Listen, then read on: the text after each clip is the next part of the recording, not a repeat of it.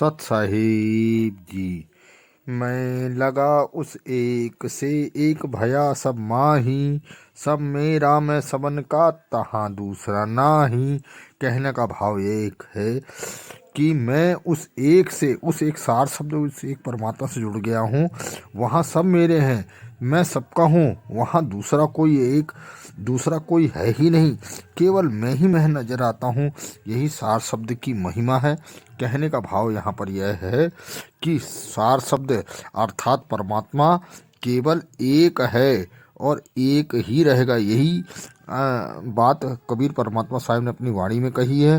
गुरु नानक साहब ने एक ओमकार कहा है, गुरुवाणी चरण रिप्रेजेंट में लगाए उसे एक से एक भया सब माही, सब मेरा मैं सबका तहाँ दूसरा नाही। सत साहिब जी। हेलो गुरु जी, आपको कोटि कोटि दंडवत प्रणाम। आपका मुझे मिल गया बात करने के लिए, बहुत सौभाग्य समझ रहा हूँ। आपका प्रणाम स्वीकार है, आपको भी प्रणाम। बोलिए बोलिए। मुझे आपकी इतनी कृपा हुई हम पर कि मैं क्या बताऊं। मैं तो एक ही वीडियो देखा था, आपका सार नाम जो होता है बोलते हैं, वो हमको सुनाई देना शुरू कर दिया था। तब से मैं बहुत सुना, एक बार पहले बात भी किया। अभी 340-45 वीडियो देख लिया था, फिर लगातार तब से देख रहा हूँ। एक मैंने पहले बात भी किया था। तो मैं बहुत खुश हूँ कि आपसे बात करने का मौका मिल गया और आपका आवाज मेरे पास आने लगा। मैं बहुत खुश हूँ। अब ये तो आपने मेरा फोन भी ले लिया, उठा लिया और बात हम पर आशीर्वाद बरसा दिया। बहुत खुश हूँ आप। शुभ आशीर्वाद। सत साहिब जी, सत साहिब जी, सत साहिब जी। बोलिए बोलिए। अच्छा, मैं प्रभु आपका सपने में भी आप ही आने लगे।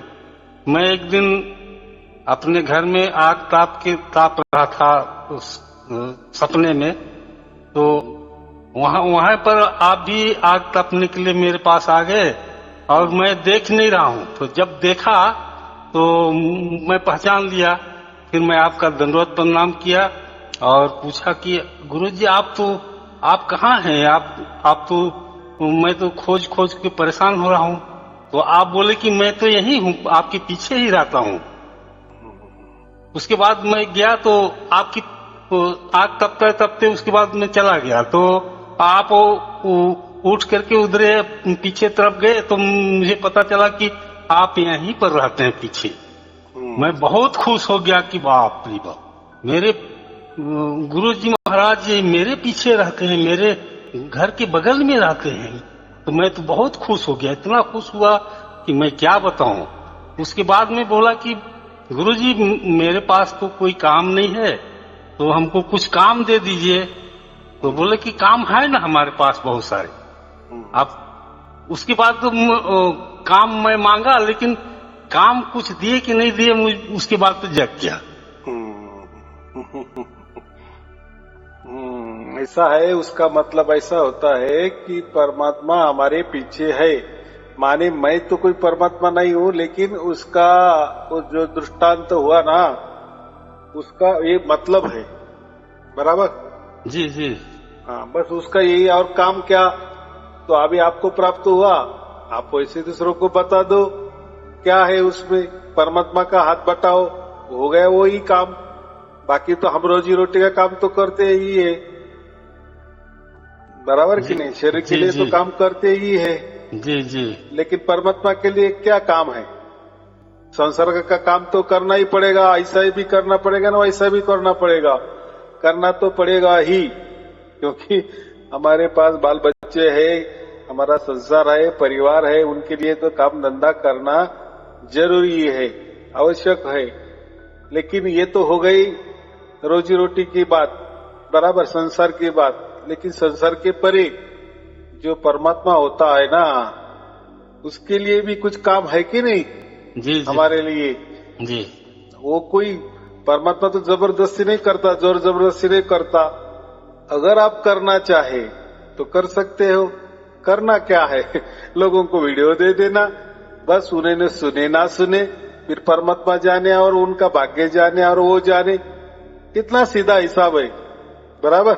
जी जी। हाँ, यही होता है काम। तो ये जो हम ऐसे विचार करते हैं ना, तो थोड़ा हमारा विचार अंदर में उतर जाता है। जैसे एक बाह्य मन होता है, एक अंदर वाला मन होता है, और कहते हैं कि अंदर वाला मन कोई तो भी सबक सिखाता है, लेकिन वो थोड़े दृष्टांत के माध्यम से सिखाता है, बराबर जी। हाँ, तो ये बात होती है। बहुत अच्छे, बहुत अच्छे। चलो, कुछ तो लेकिन- भी हो रहा है। परमात्मा की छत्र छाया पे आप रह रहे हो। बोलो बोलो। मेरे तो आंखों में आंसू अभी भी बह रहा है। मैं क्या बताऊं, इतने अब आप बोलते हैं कोई गुरु, कोई जंतर नहीं, कोई मंत्र नहीं। ये जो प्रवचन है मंत्र से भी ऊंचा है, जो कोई दे नहीं सकता है। ये आपका प्रवचन ही सबको दे रहा है, इससे बड़ा मंत्र कोई नहीं है।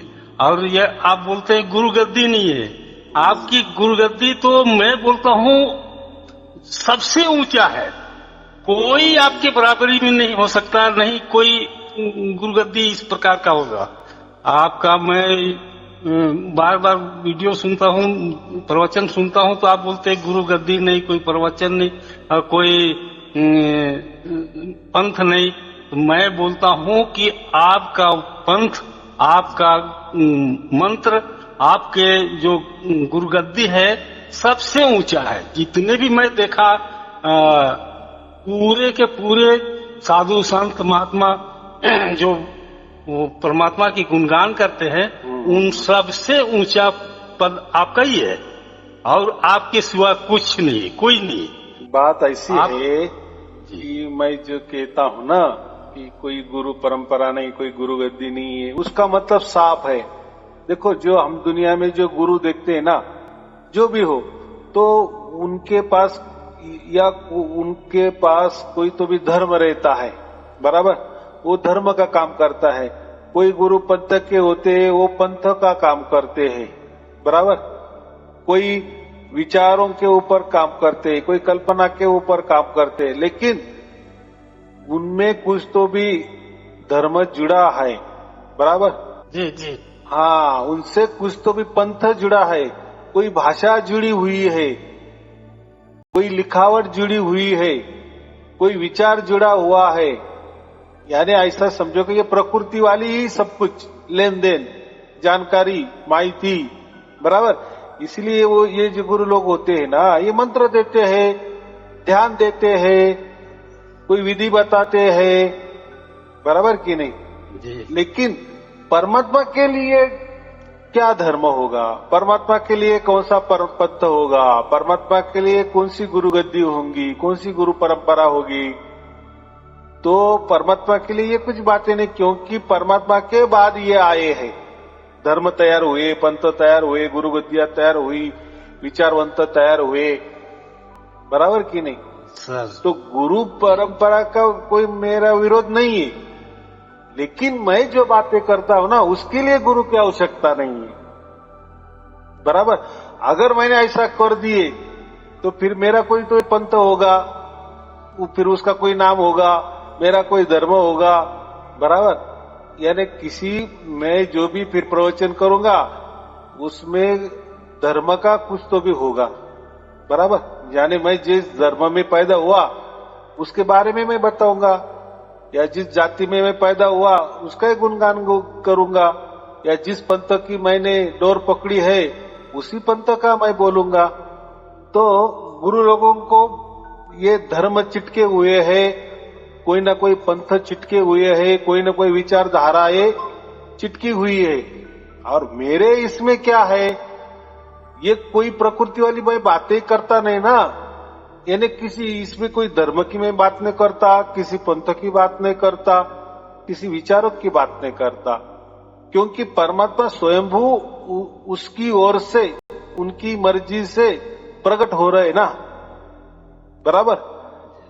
अगर मैं मेरे मर्जी से कुछ प्रकट करता, कोई विचार रखता, तो मुझ में जरूर कोई धर्म होता, कोई पंथ होता, बराबर, कोई विचारधाराएं होती। लेकिन ये यहाँ ऐसा कुछ नहीं है, बराबर। प्रभु। इसीलिए मैं गुरु परंपरा के ये नहीं करता। जैसे गुरु नानक देव जी हो गए, उन्होंने तो गुरु परंपरा शुरू कर दी, बाद में वो तो वंश चला आया ना। वंश माने कैसा, वो गए, उनके बाद दूसरे ने गद्दी संभाली, फिर तीसरे ने, वो जाने के बाद ऐसे ऐसे 10 गुरु हो गए ना उनके भी। लेकिन उनके बाद फिर उन्होंने वो स्टॉप कर दिए, बराबर।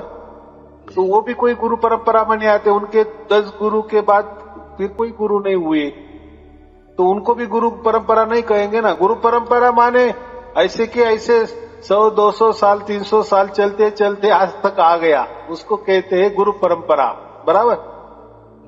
हाँ, तो मैं तो किसी गुरु परंपरा से नहीं आया हूं ना, तो मैं किसका नाम लूं? ये बात होती है। और गुरु की बातें तो मैं कहता हूं ना आपको, पूरी दुनिया में देखो, कोई गुरु भी जो होगा ना, प्रवचन करता होगा, तो वो कोई धर्म का साथ होगा, यानी उसके साथ कोई धर्म होगा, उसके साथ कोई पंथ होगा, ऐसा मैं कह रहा हूं। और मैं जो बातें करता हूं, ये धर्म पंथ के परे बात करता हूं ना, शुद्धतम परमात्मा की बातें। और परमात्मा बोले तो उसकी कोई जात नहीं, कोई उसका धर्म नहीं, उसका कोई पंथ नहीं, या उसकी कोई प्रकृति भी नहीं, ये कोई ये है की बातें ही नहीं, ये पृथ्वी के जो हम कहते हैं ना, इसकी बातें ही नहीं। तो फिर उसको कैसा गुरु कहेंगे? हम गुरु नहीं कह सकते ना, बराबर। तो ये बात ही अलग है। अगर जो आपको समझना है तो आप गुरु भी समझ सकते हैं, मुझे मान सकते हैं, बराबर। हाँ, ये बात होती। बोलो बोलो। प्रभु, आप सबके मालिक हैं। जितने भी गुरु लोग हैं, जितने भी जनता है, वो सबके मालिक हैं। बिल्कुल सही है कि आपकी परंपरा ही अलग है।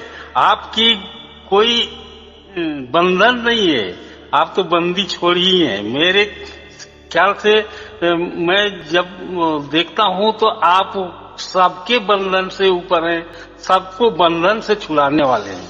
आप मेरे प्रभु, आप अनमोल हैं, अनमोल हैं, अनमोल हैं। बहुत अच्छा भाव है। ऐसा ही भाव टिकना चाहिए, रहना चाहिए। देखो, ये श्रद्धा से ही हम ज्यादा परमात्मा के करीब जाते हैं। परमात्मा का प्यार हम ये करते हैं, यानी ज्यादा से ज्यादा उसका कृपा दृष्टि का वर्षा हमारे ऊपर ले सकते हैं। ये बहुत अच्छी बात है। चलो, वो तो हो गया। अभी इतना ही करना है आपको, तो सार शब्द की प्राप्ति हो ही गई, बराबर। तो अभी आप अभी कुछ करना नहीं, बस आनंद और उत्सव मनाओ, बाकी कुछ करना नहीं, बराबर।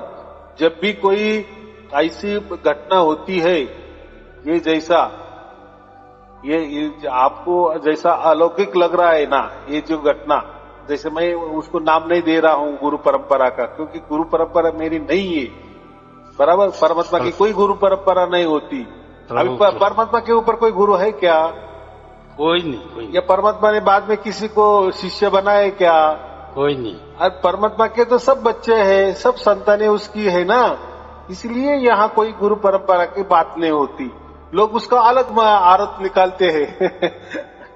तो अलग अर्थ निकालने की कोई ये नहीं है। इसमें साफ बात है कि मैं जो भी बोलता हूं तो किसी धर्म के सहारे नहीं बोलता, किसी पंथ के सहारे नहीं बोलता, किसी दोहे के सहारे नहीं बोलता। तो फिर मेरा ये किस में आ जाएगा? या ऐसा समझो कि ये मानवता धर्म है, ये इंसानियत धर्म है, बराबर। ऐसा इंसानियत धर्म कि ज्योत से ज्योत लगाओ, जैसी मेरी ज्योत परमात्मा ने लगाई, मैं वैसी मैं आपको लगा रहा हूं, बराबर।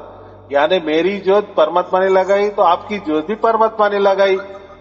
लेकिन मेरी ज्योत जैसी लग गई, वह भेद मैंने आपको बता दिए, उसी भेद के अनुसार आपकी ज्योत जल गई, बराबर।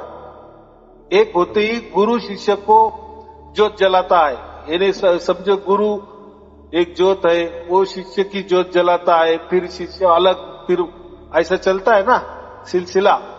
लेकिन यहाँ बात कैसी है? यहाँ सब अलग बात है। यहाँ जैसी मेरी ज्योत परमात्मा ने जलाई, बराबर, तो आपकी भी ज्योत परमात्मा ने जलाई, ना कि मैंने क्या किए। मैं मेरी जैसी ज्योत जली, जिस विधि से जली, जिस भेद से जली, वैसा की वैसा भेद मैंने आपको बताया और उसी भेद के अनुसार परमात्मा ने आपकी भी ज्योत जलाई। ये बात है। और वो जो होता है ना, ज्योत से ज्योत जलाओ, वो अलग, और मेरा ये ज्योत से ज्योत जलाओ, ये अलग। आया समझ में? यानी मुझे ही डायरेक्ट परमात्मा मिल गया तो आपको भी डायरेक्ट परमात्मा मिल गया, लेकिन शुरुआत मैंने की, बस इतना ही फर्क है। बाकी क्या है? बराबर। आप उससे जुड़ गए, ऐसे लाखों करोड़ों लोग जुड़ रहे हैं, उसके कगार पे है, किसी ने शुरुआत कर दिए है, तो आप जैसे जैसे प्रवचन सुनते जाएंगे बस। तो ये क्या मकसद है? आपको डायरेक्ट परमात्मा कैसा प्राप्त हुआ, या मुझसे परमात्मा कैसा प्राप्त हुआ? फिर परमात्मा के प्रति, या समझो परमात्मा ने हमारा चुनाव क्यों किया, बराबर कि नहीं? हम किसी गुरु के शिष्य क्यों नहीं बने? नहीं तो आजकल लोगों की तो होड़ ही चलती है ना, गुरु का शिष्य बनना। देखो, गुरु लोगों ने तो शिष्य बनाने की फैक्ट्री ही लगा दी है सभी, और आपको यही लगेगा ना, शिष्य बढ़ाओ, हमारी आश्रम बढ़ाओ, बराबर कि नहीं, संख्या दिखाओ ज्यादा से ज्यादा। लेकिन उसमें वो जो शिष्य है, शिष्य की फैक्ट्री है, वो एक शिष्य को तो पूछो आपको कोई परमात्मा मिला क्या, तो वो क्या कहेंगे? मिला ना, ये गुरु है ना हमारा परमात्मा, देखो ना सामने, हाड़मास का गुरु, हाड़मास का परमात्मा, बराबर कि नहीं? लेकिन आपको ऐसा नहीं हुआ ना, आपको डायरेक्ट परमात्मा मिला, बराबर। इसमें कोई बिचौला नहीं है। और जो मैंने बताया वो तो मैंने भेद बताया कि मुझे इस तरीके से मिला, बस आपको ही उसी तरीके से मिल जाएगा, और मिल गया, है ना फर्क, बराबर कि नहीं? हाँ, मैं तो ऐसा किसी को तो बुलाता भी नहीं, या मैं उसके पास जाता भी नहीं है। क्यों जाना? परमात्मा की नजर तो सब घर घर में है ना, पूरे विश्व पर है ना, पूरी दुनिया पे है ना। तो आप बातें करेंगे तो कहीं से तो भी ये दुनिया में से ही बातें करेंगे ना, चाहे आप कितनी लंबे दूरी हो या नजदीकी हो। मैं तो वो भी नहीं पूछता, क्या करना है मुझे पूछकर, मेरी नजर थोड़ी आपके ऊपर पड़ने वाली है, परमात्मा की नजर आपके ऊपर पड़नी चाहिए। और पड़ गई, हो गया चमत्कार, और ये अनंत काल के लिए चमत्कार हो गया। और क्या चाहिए, बराबर। ये अलौकिक घटना हमारे साथ घट गई। वो जो सत है, आदि अनादि अनंत काल से चल रहा है, वो जो सत है, आदि में था, अभी है और आगे भी रहेगा, वो तो स्वयंभू है, बराबर। उसका ना आदि और ना अंत है, बराबर। तो वो हमको मिल गया है, और वो कैसा मिला है? अनंत काल के लिए मिला है, और वो जीते जी मिला है। ये सबसे महत्वपूर्ण बात है, बराबर। बोलो बोलो। प्रभु, अभी मैं जैसे बोले कि आप बोले थे कि पूरा सर शब्द आपको पूरा कंप्लीट मालूम हो जाता है, आपके ऊपर आ जाता है, मैं अभी भी चल रहा है। तो मैं बहुत लोग को बताया, लेकिन वो सबको समझ में नहीं आता है, या उन पर भाग्य नहीं है, कोई सुनने की, कोई विश्वास ही नहीं करता कि मेरे पास भी परमात्मा का वास हो गया है। कोई विश्वास नहीं करता, क्योंकि हम ऐसे क्षेत्र से आते हैं जहाँ हड़िया, दारू, मीट, मछली और यही सब में उनको खुशी आता है। हम जो बता रहे हैं उनको कुछ समझ में नहीं आ रहा। कोई एकाध सुन लिया, तो एकाध सुनने के बाद में बोला कि उसको अच्छा ही नहीं लगता है। तो बस आपने उनकी तरफ आपने संदेशा तो भेज दिए ना, बस हो गया। बहुत बढ़िया काम, बहुत बढ़िया काम हो गया। परमात्मा तो देख रहा है ना आप क्या क्या कर रहे हैं, क्या क्या नहीं। तो हमारे इसमें कोई आना चाहिए, हमको तो कोई शिष्य नहीं बढ़ा है ना, हमारे पास सत है, हम 24 घंटे सत के संग है, हम खुद ही संत बन गए हैं, बराबर। और आप जिसको बताने गए, तो आप कोई गुरु तो नहीं बनना चाह रहे ना, या उसको शिष्य बनाना नहीं चाह रहे ना।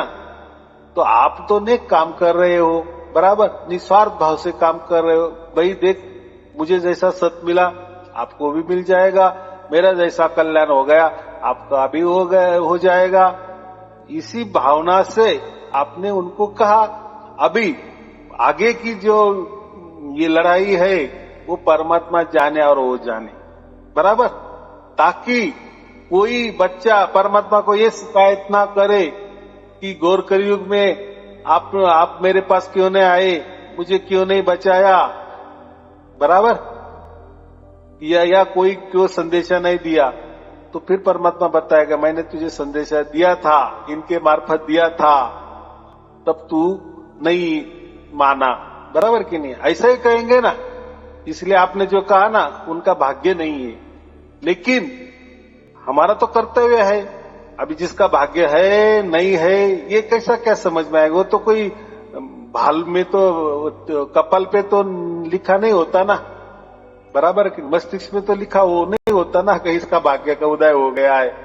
ये तो कैसा है, हम बोल देते हैं भाई ऐसा ऐसा है, परमात्मा तेरे ही अंदर है, तेरे अंदर प्रकट होता है, ये तू प्रवचन सुन, बस सुन के देख, हो सकता है उसका भाग्य हो गया तो एक प्रवचन 2 प्रवचन में उसको प्रकट हो जाएगा, हो सकता है 5-10 प्रवचन में प्रकट हो जाए, हो सकता है 50 प्रवचन में प्रकट होगा, लेकिन हमने तो नेक का काम कर दिए ना। बाकी परमात्मा, और देखो परमात्मा का वो भी संतान है, हम भी संतान है ना। परमात्मा का हक तो सभी के यहाँ ऊपर है, तो बस हमारा काम कहना है, बाकी काम परमात्मा के ऊपर छोड़ देना। ये तो निमित्त मात्र बताए, परमात्मा ने वैसा कोई बताया नहीं है कि अपना ये प्रसार प्रचार होना चाहिए, ये करना चाहिए, को कहा गुरु गद्दी की या हमें शिष्य बनाना है। ये तो मैं मेरी ओर से बताता हूं कि चलो अभी आपको तो मिल गया, आपका विश्वास हो गया, आपके साथ परमात्मा खेल रहा है, तो ऐसा ही दूसरों को बताते जाओ। उसने माना अच्छी बात है, न माना तो भी अच्छी बात है, लेकिन परमात्मा ने देख लिया ना कि अपना बच्चा उसके भाई के लिए कुछ तो भी करता था, बराबर, या शुभ संदेश देता था मेरा। देखो अभी ये जो घोर कलयुग है ना, ये दिन ब दिन इतना घोर होने वाला है को इसकी कल्पना नहीं कर सकते। ये आप अभी देख ही रहे हो, 2 बरस से क्या हो रहा है। बिसा के बाद एक न एक दिन कुछ न कुछ अलग ही हो रहा है। कभी बारिश ज्यादा गिर रही है, तो कभी खेती का नुकसान हो रहा है, तो कभी व्यापार का नुकसान हो रहा है। कोरोना तो एक गया तो दूसरा कोरोना, दूसरा गया तो चौथा कोरोना, 5वां कोरोना, बढ़ता ही जा रहा है। सब बारिश का भी अलग हाल हो गया, ठंड का भी अलग हाल हो गया, या धूप का भी अलग हाल हो गया। क्या है, सब उल्टा पुल्टा, सब मिक्सिंग। कुछ अभी जो पहले की बातें होती थी अभी ऐसा कुछ नहीं होता। कभी भी बारिश गिरने लगा, कहीं भी गिरने लगा, एक कट्टा गिरने लगा, 10 दिन का बारिश एक दिन में हो जाता है। कभी शहरों में हमने पानी की ये नहीं की थी कि शहर जो है उसमें बारिश का पानी से शहर डूबेगा, ऐसा कभी सोचा भी नहीं था ना। लेकिन अभी वो भी होने लगा ना। पहले के जमाने अरे ये शहर डूब गया, ये शहर डूब गया, वो शहर डूब गया, महाराष्ट्र वाला डूब गया, तमिलनाडु डूब गया, कलकत्ता डूब गया, एक तो चढ़ ही रहा है, बराबर। और हर बरस हो रहा है, ज्यादा की तादाद में हो रहा है, ज्यादा की तरफ बाढ़ आ रहे।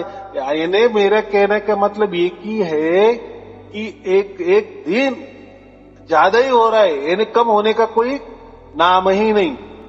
जैसा लोगों का मस्तिष्क भी ये हो गया ना, अलग अलग लोगों को विचार आ रहे, उल्टे पुल्टे सुलटे विचार आ रहे, नाशवान की तरफ लोग जा रहे, वही अच्छा लग रहा है। तो ये क्यों हो रहा है? इसको घोर कलयुग कहते हैं। और ये इस घोर कलयुग में ही परमात्मा अपने संतान को, अपने बच्चों को बचाने के लिए प्रकट हो रहे हैं, बराबर। लोग बोलते हैं ना इसके पहले क्यों नहीं प्रकट? अरे बात की बात होती है ना, बराबर कि नहीं? जब देखो बारिश होती तभी हम छाता निकालते हैं ना। हाँ, तो ये बातें होती है। बोलो।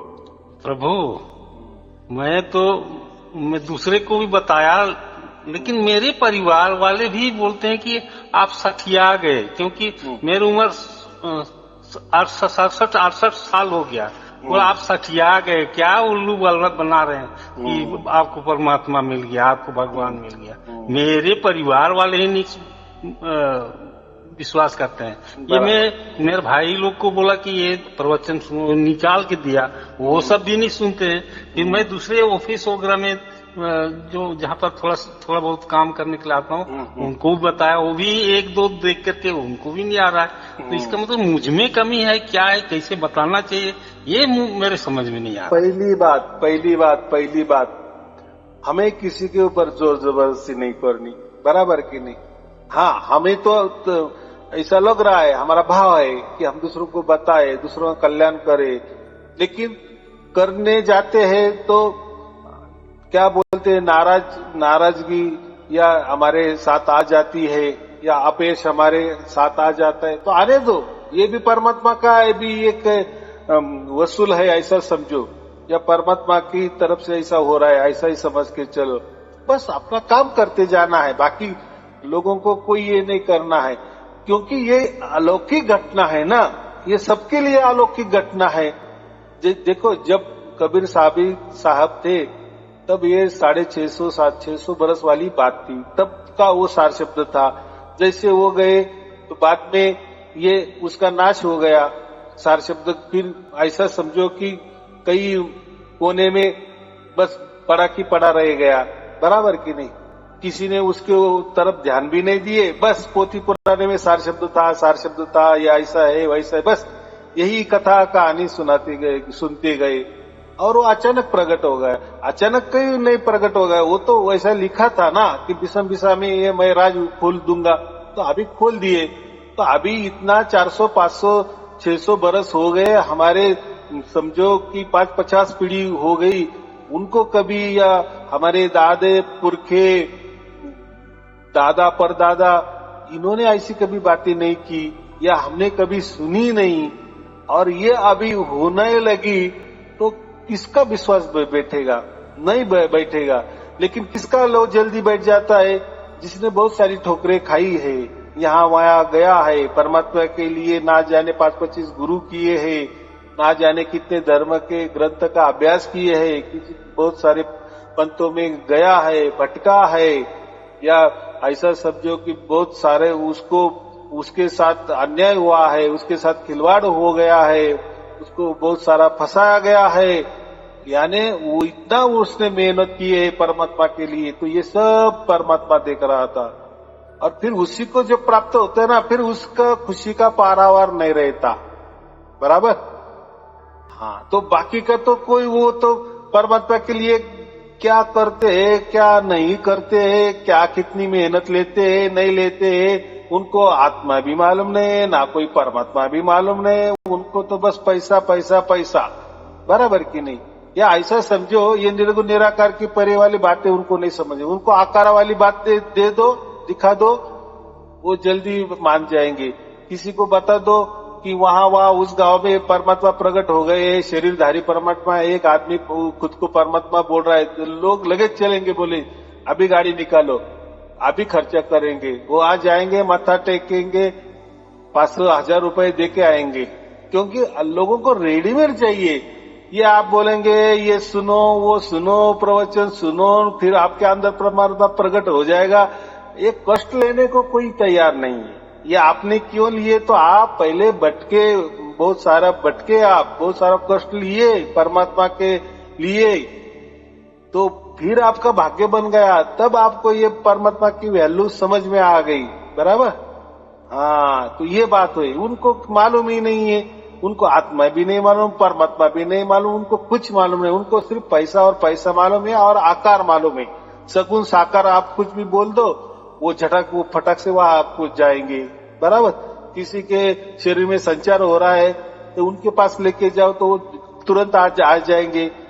कोई गंडा तोड़ा पहनने वाले गुरु बता दो, वो झटक से जाएंगे। यानी लोग आकारों में ज्यादा मजे लेते हैं, उनको आकार चाहिए, यानी शरीर चाहिए। कुछ तो भी दिखना चाहिए आंखों से, कुछ तो भी आंखों कानों से सुनाई देने तो वाला चाहिए। यानी ये जो मंत्र तंत्र, कोई विधि ध्यान और बाकी तो शो चाहिए। यानी जहां भी आप लेके जाएंगे वहां लाखों की तादाद में लोग होंगे, तो फिर उनका विश्वास बैठ जाएगा, अरे हाँ यहाँ तो परमात्मा तो जरूर होगा, नहीं तो मैं तो मूर्ख हूँ, ये बाकी के सब थोड़ी मूर्ख है। बस एक दूसरे को देखकर लोग बढ़ते हैं, बस हो जाता है काम। यानी लोग आकारों में ज्यादा विश्वास करते हैं। ये निर्गुण निराकार के परे जो परमात्मा है, जो चैतन्यता है, शुद्धतम परमात्मा है, ये किसी को समझ में नहीं आता है। तो वो भी हमारे आंख पे नहीं लेना, वो परमात्मा का काम करेगा। और ऐसा समझो कि जिसका भाग्य है उसको ही पास ये जाएगा, उसको ही समझ में आएगा। और जो ऐसा समझो कि जिसका भाग्य होता है तो वो तुरंत आपके संपर्क में आ जाएगा। ऐसे ही लोग बढ़े ना, तो ऐसा नाराज नहीं होना कि मेरे बात कोई नहीं सुन रहा है, मेरे परिवार के नहीं सुन रहे। एक तो पहली बात महत्वपूर्ण हमारा परिवार होता है, हमारा परिवार के ऊपर हमारा भरोसा होता है, बराबर। परिवार हमको भरोसा ज्यादा रखता है। और बाकी तो जो हमारे मित्र परिवार है वो तो बाहर वाली बात है, रिलेशन वाले लोग वो तो बाद में की बात है। पहले हमारा घर पक्का करो, बराबर, फिर दूसरा जाओ। और कोई किसी को जोर जबरदस्ती नहीं करना, कोई माने ना माने चलो वो ठीक, माना ठीक, नहीं माना ठीक, ऐसा होता है परमात्मा का काम। वो तो कोई प्रसाद नहीं ना, ये प्रसाद तो भी हम तैयार करते हैं। या ऐसा समझो कि जो गांव पंगत होती ना, बराबर की नहीं, कोई एक मोटा कार्यक्रम होता है, गांव के गांव लोग जाते हैं भोजन करने के लिए, गांव भोजन जो कहते हैं, ये बात यहाँ नहीं ना, बराबर। ये अलौकिक बात है, अलग बात है, और ये सबके लिए नहीं है, ये बात है। लेकिन बहुत अच्छे, कम से कम आप कर रहे हो, और जो भी आपको अनुभव आया वो भी आपने बता दिए, ये भी बहुत अच्छी बात है। तो एक काम करो, कोई आपकी सुने ना सुने, परमात्मा जरूर सुन रहा है, परमात्मा सब कुछ देख रहा है। मेरा बच्चा उसके दूसरे भाइयों को ये संदेशा दे रहा है, दूसरे भाई मान रहे या ना मान रहे हो संदेशा को, या ठुकरा रहे, वो भी देख रहा है। लेकिन हमें किसी के ऊपर जोर जबरदस्ती नहीं करना। बस एक हमारा एक भाव है कि हमारा थोड़ा नजदीक वाला है, इसको बोल देने से अच्छा होगा, हमारा कल्याण होगा, मुझे जितने जी मोक्ष मिल गया इसको भी मिल जाए तो अच्छी बात होगी। प्रयत्न तो किया ना आपने, तो मुझे इतना ही कहना है, बस परमात्मा सब कुछ देख रहा है, बस इतना ही करना, बाकी ज्यादा नहीं करना, बराबर। अपने अपने इसमें मस्त रहना, बराबर। राम हमारा जाप करे, हम बैठे विश्राम, बस अभी आनंद उत्सव मनाओ, बाकी अभी छोड़ दो। बस जितना किए ना आपने, दो चार को बताने की कोशिश की ना, वो माने ना माने, अभी वो परमात्मा के ऊपर छोड़ दो, बराबर। उसमें अभिमान मत लाओ, गर्व मत लाओ कि मेरी उन्होंने सुनी नहीं, नाराज नहीं होना, ये परमात्मा का काम है। देखो परमात्मा के तो सभी बच्चे 900 करोड़ लोग हैं, तो वो सब थोड़ी आएंगे क्या परमात्मा की थोड़ी सुनेंगे, नहीं सुनेंगे, क्योंकि ये घोर कलयुग है। और परमात्मा का वो सबके लिए नहीं आए हैं, वो खास उनके बच्चे के लिए आए। और ऐसे बच्चे कि जो उसको पुकार रहे या पुकारते रहे हैं 10-20 बरस से, उनके लिए वो आए। इसीलिए मैं कहता हूँ जिसका भाग्य होता है उसी को ये मिलता है। कितनी सहज बात है, बराबर। बोलो बोलो। प्रभु आपने हम पर बहुत ज्यादा कृपा कर दिया। आपका प्रवचन मुझे मिला, और मुझे प्रभु को जो सब दुनिया खोज खोज के मर जाते हैं, मिट जाते हैं, फिर भी नहीं मिलता है, वो हमको सहज में एक वीडियो आपका सुना था, उसी में हमको शुरू हो गया। उसके बाद में कोशिश किया था क्या आपसे बात करूं, तो आपने बोले कि बहुत प्रवचन है उसको सुनो। तो मैं सुनते सुनते सुनते सुनते कोई भी संशय नहीं, यही है, एक्चुअल में यही है, दुनिया इसी की खोज करता है। हमारा उद्देश्य, जीवन का उद्देश्य भी यही है, यही है, यही है, और कुछ नहीं है। बस बहुत अच्छे, बहुत अच्छे, बहुत अच्छे। चलो ठीक है, फिर आपको और आपके परिवार के लिए शुभ आशीर्वाद। अभी आनंद उत्सव मनाओ। बोलो बोलो। हाँ बोलो बोलो। मेरे कम से कम मेरे परिवार वाले तो हम पर विश्वास करें, इतना कृपा कर दीजिए, क्योंकि साहब बोलते हैं कि सठिया गया बुढ़ा, 67-68 साल हो गया, अब मरने वाला, इसको भगवान कहाँ मिलेगा। तो ये सब वो विश्वास नहीं करता। कम से कम हमारे परिवार वाला विश्वास करे। दूसरे फिर मैं कोशिश करता हूँ सबको बताऊं, लेकिन नहीं कोई विश्वास करता है तो हम क्या करें। देखो अभी आपको मैं बताता हूँ, जितने भी महापुरुष हो गए ना, जितने भी बहुत सारे धर्म के भी हो गए महापुरुष बड़े बड़े, तो वो जो जिंदा थे ना, तो उनकी कोई नहीं सुनता था, बराबर। लेकिन जब वो चले गए ना, फिर तो उनके नाम पर धर्म हो गए, उनके नाम पर पंथ बन गए, उनकी वाहवाही होने लगी। अभी ना जाने, अभी तो आपको तो सब मालूम है, मैं क्या मेरे मुंह से बोलना, तो ऐसा ही होता है। जो सत्य होता है ना वो कड़वा होता है, बराबर कि नहीं। हम कहते हैं ना कहावत में, सत्य जल्दी किसी के गले नहीं उतरता, इसलिए वो सत्य है। झूठ जब फटाक से गले उतर जाएगा। मैंने कहा ना, किसी बता दो, अरे बाजू वाले गांव में परमात्मा प्रकट हो गया है, वो आदमी के अंदर प्रकट हो गया है परमात्मा, फटाक से लाइन लग जाएगी, पूरी गर्दी करेंगे, भीड़ करेंगे लोग, बराबर, उसके माला पहनाएंगे। यही तो हो रहा है ना। गुरु लोग को मालूम है ये टैक्ट, इसलिए हर गुरु कोई न कोई अवतार बताता है। कोई बोलता है मैं परमात्मा का अवतार हूँ, कोई बोलता है मैं कबीर जी का अवतार हूँ, कोई बोलता है मैं विष्णु भगवान का अवतार हूँ, कोई बोलता है मैं शंकर जी का अवतार हूँ। तो ना जाने फिर बहुत सारे 33 करोड़ देवी देवता है। तो हर गुरु यही टैक्ट करता है, तभी उनके पास भीड़ हो जाती है, बराबर। लेकिन हमको लोगों को कभी भी उनके जीवों के साथ खिलवाड़ नहीं करना, बराबर। चाहे हमारे वो सुने या ना सुने, लेकिन ये गलती कभी नहीं करना, बराबर। दूसरे करे वो करे, वो जाने दो, हमें क्या करना है। देखो हम अकेले आए हैं, अकेले जाने वाले हैं, अकेले का हिसाब होने वाला है, बराबर। दूसरा क्या कर रहा है उसके ऊपर हमें नहीं जाना, बराबर। तो लोगों ने सुने ना सुने, बस हमने संदेशा देने का काम किया, बहुत हो गया। परमात्मा जी तो खुश हो जाता है। चलो ठीक है, आपको और आपके परिवार के लिए शुभ आशीर्वाद। सत साहेब जी, सत साहेब जी, सत साहेब जी। प्रभु आपको कोटि कोटि दंडवत प्रणाम। हमेशा इसी प्रकार से आप हम पर दया करते रहिए। कभी कभी हमसे इसी प्रकार हमारे दिल को बताते रहिए, ताकि आपके रास्ते पर चलूं, और हो सकता है तो कोई विश्वास करेगा तो उस पर वो परमात्मा का असर हो जाएगा। बहुत अच्छे। दंडवत प्रणाम, दंडवत प्रणाम। आशीर्वाद। सत साहेब जी, सत साहेब जी, सत साहेब।